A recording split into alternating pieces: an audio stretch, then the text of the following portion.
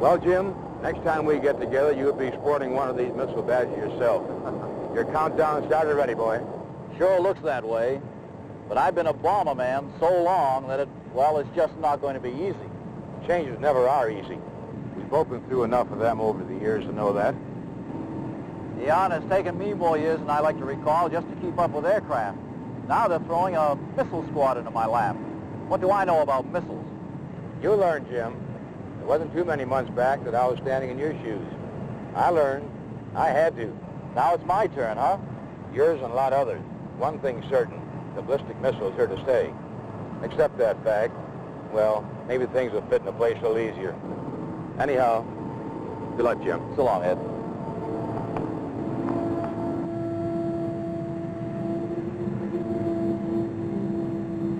This is it, Colonel. The day you've been expecting for a long time. You've taken your first step to becoming a full-fledged missile commander. No, the men and the missiles won't be here for a while yet. But that'll give you time. Time to think. Time to plan. Time to find the answers to those questions that are racing through your mind at this moment.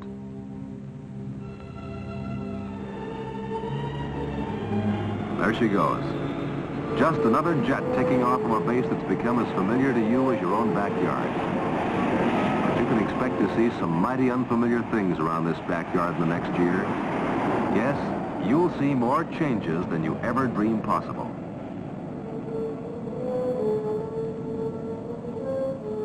And problems? You can bet you'll stay awake nights thinking about them.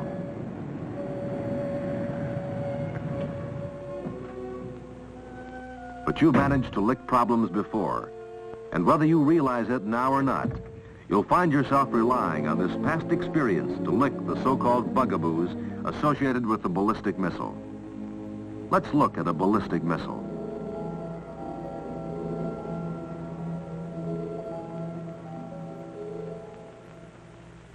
Let's find out what makes it tick.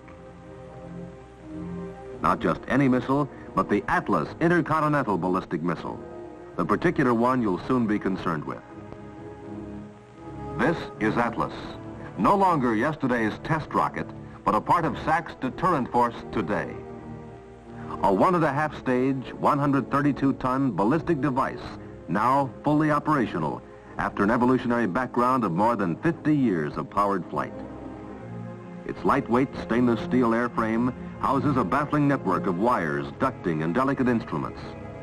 Its sensitive guidance and control system is capable of directing Atlas with uncanny accuracy to a pinpoint target over 5,500 nautical miles away.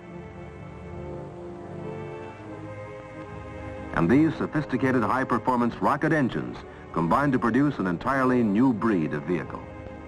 But like the bomber without its thermonuclear payload, it's this re-entry vehicle that gives real meaning to Atlas. This warhead is designed to safely send its bomb package through the violent shock of re-entry into the Earth's atmosphere to a selected enemy target. Now let's take a closer look at the other three basic parts that make up this missile. This is the Atlas airframe under assembly at the factory. A thin, unsupported stainless steel shell, yet strong enough to keep the missile and its components intact and functional under extreme, rapidly changing stresses and strains. Here are the powerful Atlas rocket engines in action. These two main thrust chambers with the sustainer engine between them are capable of providing far more thrust than is necessary to lift Atlas from its launcher. The two small vernier engines furnish missile roll control during powered flight and final velocity and position adjustments after the sustainer engine has been stopped.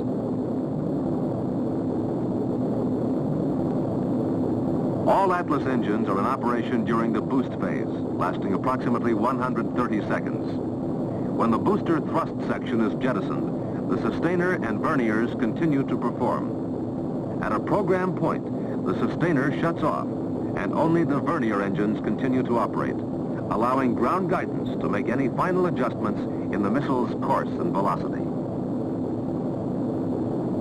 At vernier cutoff, the warhead is separated from the missile by means of retro rockets and continues its ballistic trajectory to the target. Most of the Atlas guidance components do not fly with the bird. They remain here on the ground within the Radio Inertial Guidance Systems building. Only these canisters and actuators are built into the missile. Locked in flight to ground radar, they are provided with radio guidance signals during the first 400 to 500 miles of flight and guide Atlas with sufficient accuracy to result in an acceptable CEP. Unlike the All-Bomber Command, your missile squadron will require no need for target studies. Every Atlas target has been pre-selected, often while the missile itself is still undergoing assembly at the factory. Here at the SAC Trajectory Computation Center at Offutt Air Force Base, Nebraska, the IBM 704 produces all target trajectory pre-computations. This information is then fed to every operational unit where proper target settings are made in the missile guidance computers. Aside from its primary target, each Atlas is provided with alternate target settings. Should intelligence report the destruction of the prime target before missile launch, SAC control will authorize the use of one of these alternates. Now let's take a cook's tour of an Atlas missile base.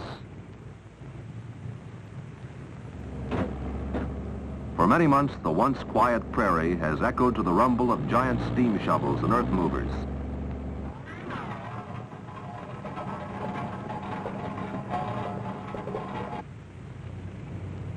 Dirt roads and cattle trails have been replaced with modern highways, wide ribbons of concrete linking the support base to remote missile sites.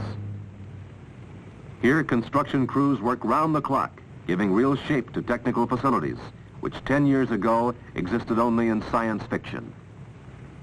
And working right along with the contractors are men like Major Ted Dixon, an Air Force Ballistic Missile Division field representative. He and his staff of competent troubleshooters set up shop long before the first bulldozer arrived. Their job? To coordinate the activities of all contractors during construction, installation, and checkout, and to accept the completed facilities for turnover to SAC. From this eagle's eye view, we see a 1x3 Atlas complex, a soft site configuration, just one of 3 identical complexes at this base, each maintaining 3 missiles, and each separated by a distance of about 18 miles. Your base will contain buried or hardened missile sites with far greater dispersal than this complex. Dispersal, forcing the enemy to extend his target system to the point where it far exceeds his capacity to destroy SAC's entire retaliatory strike force in a surprise missile attack. This launch and service building, nearly identical to the hardened structure, is to the missile what the protective maintenance hangar is to the bomber. Within this service structure, an Atlas missile waits, combat ready, horizontally mated and locked to its launcher at the T-15 condition. A safe distance from the launch and service structure is the Launch Operations Building.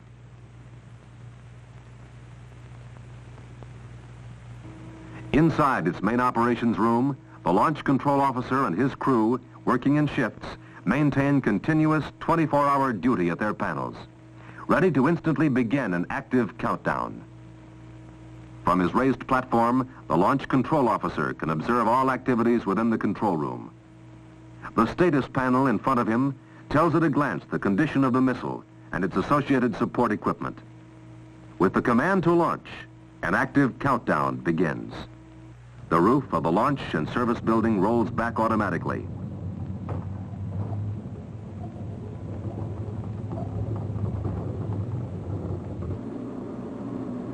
The missile raises slowly, deliberately, to its firing position. Not far away in the missile guidance building, the guidance control officer and his technicians monitor the radio inertial guidance system. The brains of the guidance system is this electronic computer. Stored within its metallic shell is a mass of previously calculated trajectory information for both the prime and alternate missile targets.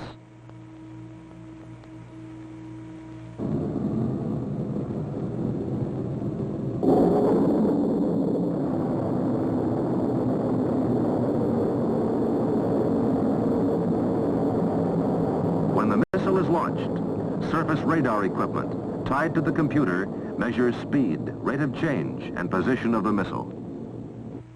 After evaluating this information, the computer sends corrective commands to Atlas. At the instant when missile speed, heading, and angle of elevation are correct, the computer issues the final engine cutoff signal.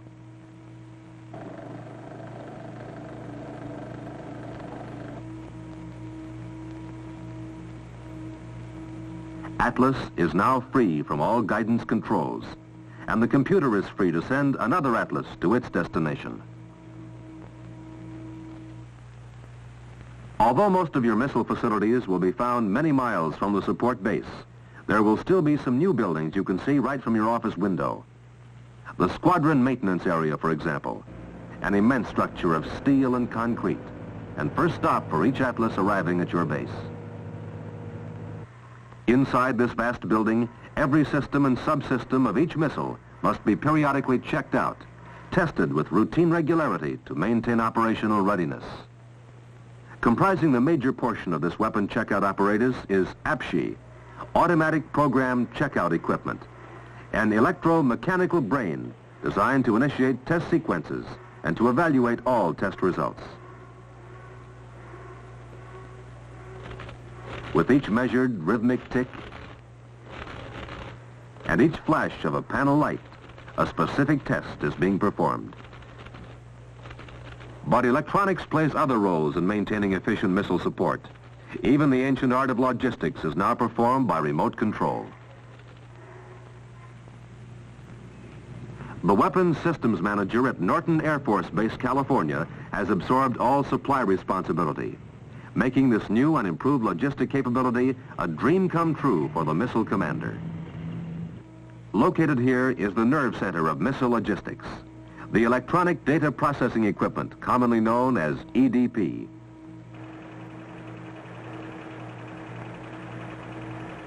Linked by a nationwide high-speed transceiver network to the contractor's weapons system storage site for peculiar items, to the depots for general supplies, and to the actual operational sites.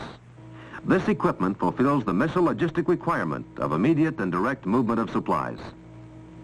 At the squadron, punched order cards are inserted in a transceiver, and their information is transmitted by impulse over telephone or telegraph lines directly to the EDP center, where each card is reproduced.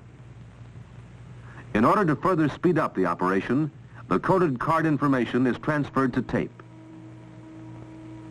The tape data then enters the processing computer, which immediately draws on previously stored information to locate the required item.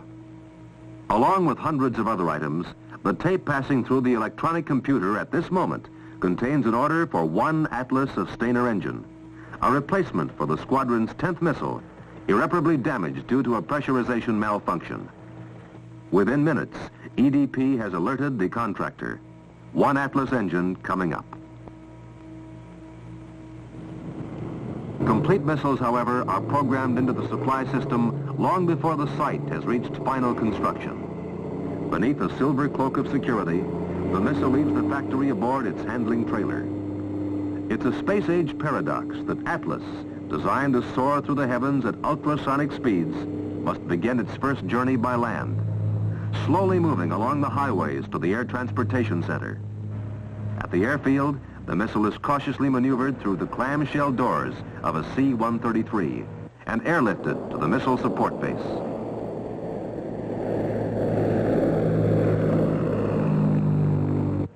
Within hours, Atlas is again traveling the highways, this time to the squadron maintenance area. Delivery is complete. Not far from the squadron maintenance area is the S&I building, storage and inspection. Here, nuclear warheads, also arriving by air, are brought for their initial inspection and mated to their re-entry vehicles. Here, too, checkout tests are performed under the ever-watchful eyes of radiation safety devices. Once all tests are complete, the warhead is road transported to the launch area and gently mated to its missile, where it will normally remain as long as the missile itself is in a combat-ready condition. Still another unique facility at the support base is this liquid oxygen plant, where the oxidizer, so precious to each Atlas missile, is manufactured and trucked to the storage areas at the launch sites. Now, let's look at the missile men who will operate, maintain, and support your Atlas squadron. How are they different from other airmen? The answer is, they aren't. They're the same alert, trainable young men who can make this B-52 capable of delivering its payload to an enemy target. Today they're learning what they must know, to send a ballistic missile off its launcher and into its planned trajectory. This is Major David Gardner, 34 years old, a launch control officer. His training began nearly 2 years ago in this classroom at Convair Astronautics, San Diego. Staff Sergeant James Graham, a former bomb nav systems technician at March Air Force Base, also received his missile systems analyst training at Convair. Airman First Class Ted Baker, radio tracking system specialist. His classroom, a laboratory somewhere on the east. And Airman First Class Paul Kincaid, electronic data maintenance technician. He studied in the factory alongside engineers who themselves were still learning. As fast as training equipment and instructors become available, individual specialist courses are transferred to Air Force schools, where the student learns the skills necessary to perform his role as a member of a missile team. Operational readiness training is conducted at Vandenberg Air Force Base, hub of the Pacific Missile Range. Here, these specialists meet for the first time to combine their skills and perform as a missile team.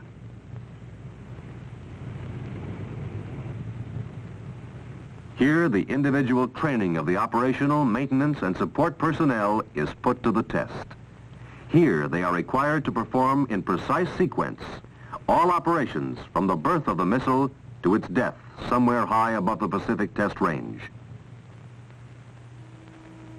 T-minus 15. The operations crew takes over at this moment inside the Launch Operations Building. The launch control officer is now commander of the missile. His cockpit, this underground room. His controls, this electronic console through which he governs the countdown sequence. Another training launch has begun. As the operation progresses, the men within the Launch Control Center know they are being observed, that every move they make is being carefully noted by skilled SAC instructors. These same standardization teams from SAC will later inspect the crews of the operational squadrons, simulating alert conditions and monitoring personnel performance. For there may be little opportunity to check individual responsibilities once this serious game is being played in earnest. It's a matter of seconds now. 5, 4, 3, 2, 1, 0.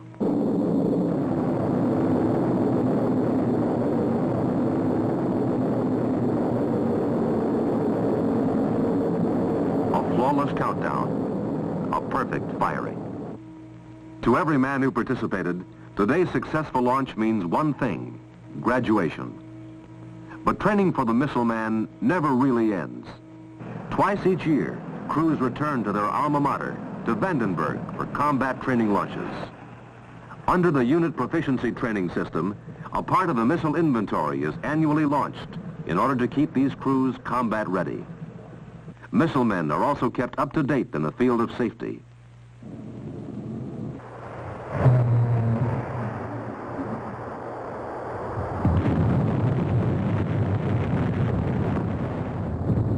They are given startling visual proof of the countless dangers inherent with the ballistic missile. For with missiles, these men deal constantly with tremendous pressures, with sub-zero cold, with a variety of deadly hazards common only to this type of weapon system. For this reason, safety cannot be overemphasized at the test site or at the operational squadron, where every commander must continue the training with active safety campaigns. Identified separately from other squadron personnel are the indirect missile support groups. Like the bomber squadron, we still find the essential supply people, communications personnel, the air policemen, cooks, and the administrative personnel. These also are missile men, working behind the scenes, you might say, to back up SAC's operational personnel. Now let's suppose, Colonel, that 14 months have passed since that day you first entered this missile business.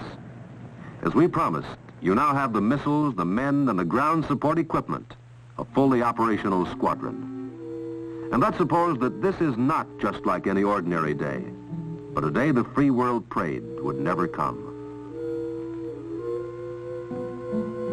The first day of a nuclear war. You know where it begins, that initial warning, that terrible moment of realization that an enemy attack is imminent. For a crew of radar specialists, it begins in this isolated tracking station somewhere in the Pacific Northwest.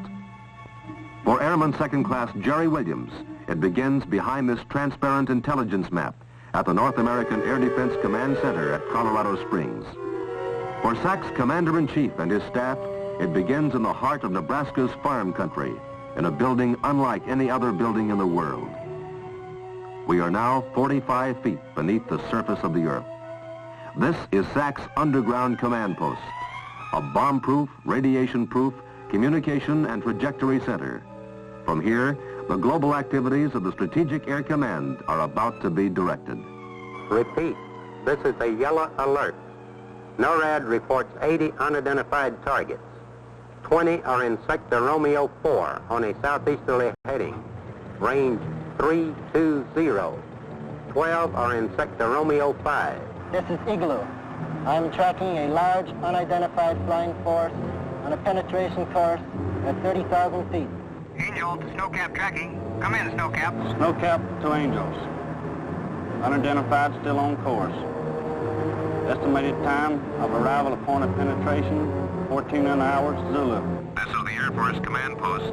Authentication is independence. Prepare to copy Joint Chiefs of Staff emergency message 3 Alpha. As I call your command, acknowledge presence.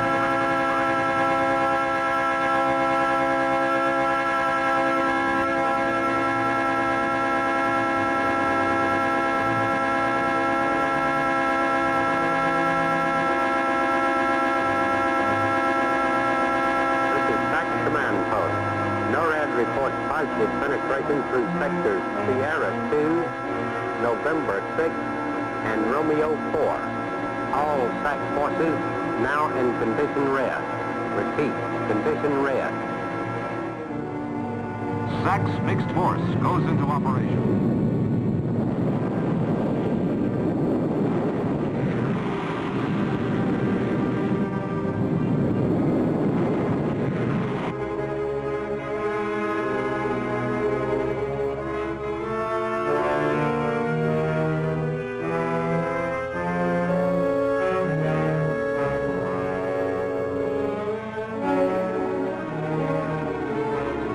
Jackrabbit, this is Big Boy. The launch enabling switch is in the off position. Report the condition of all missiles under your command. Roger, Big Boy. This is Jackrabbit. Route test complete and holding on Missile Alpha at T-minus 170. Hold on Missile Coco at T-minus 521. Missile Bravo counting at T-minus 908. Jackrabbit, out. Roger, LCO. Proceed with the EWP red. Looks like this is the real thing, LCO. Good luck, Jackrabbit. Big Boy's out.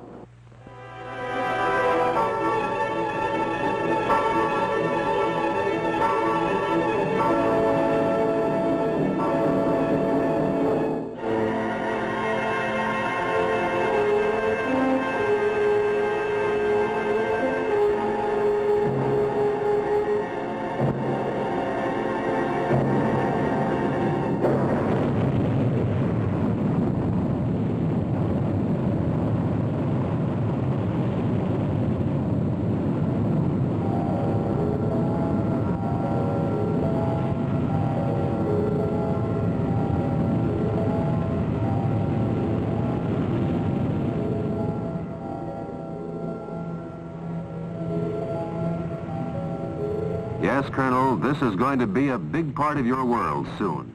the world of the ballistic missile. Perhaps in this brief look into your tomorrow, you found some of the answers you've been looking for. But there will be other questions and other answers as Atlas enters each new operational phase. Improvements both in missile technology and site configuration are in the mill now. Improvements, for example, like the mobile APCHI checkout units, offering great reductions in manpower as they take over from today's fixed equipment. But probably the most important changes involve the missile sites themselves. Gradually, today's soft coffin-type launch and service buildings will be replaced by hardened facilities, probably 25 psi at first, then 50, and finally, the ultimate. Widely scattered 100 psi launch emplacements with a salvo launch capability. And other men like you are going to have to face up to even more sophisticated missile systems. SAC's ICBM inventory is expanding. On the horizon are refined weapons like Titan, shown here during its final testing phase, and solid fuel missiles like Minuteman, capable of striking assigned targets from scores of underground silo emplacements, as well as from roving railway cars. But whatever the type, whatever the operational environment, the biggest challenge is to understand and accept the ICBM concept. Once you become missile conscious, become a missile man in every sense of the word, the transition from one missile system to another won't be hard. It's the first big transition that's the hardest. It's the one that calls for the most versatile kind of leadership.